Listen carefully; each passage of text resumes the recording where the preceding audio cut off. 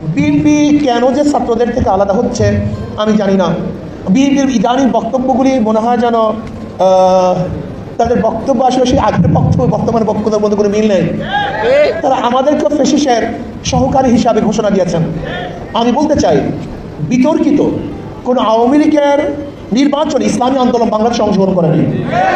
জাতীয় কোনো বিতর্কিত নির্বাচন ইসলামী আন্দোলন বাংলাদেশ অংশগ্রহণ করে নাই।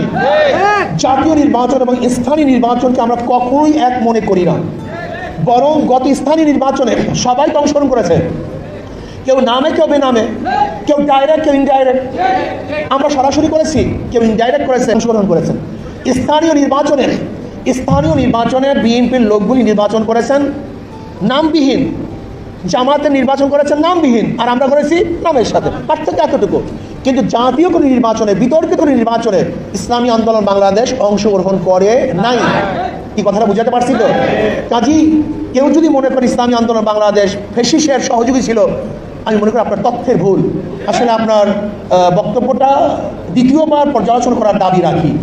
দ্বিতীয় কথা হলো, বিএনপি বর্তমানে যে বক্তব্য দিচ্ছে, কেন দিচ্ছে তাদের কাছে প্রশ্ন করেন যে এই ছাত্র এবং জনতার আন্দোলনের ভিত্তিতেই আজকে আপনারা মুক্তি পেয়েছেন, রাজনীতি করতে মারতেছেন, রক্ত এখনো শুকায় নাই, এখন হসপিটাল থেকে হাজারো রুগী বের হতে পারে নাই, এর মধ্যে সমস্ত অবদান ভুলে গেছেন।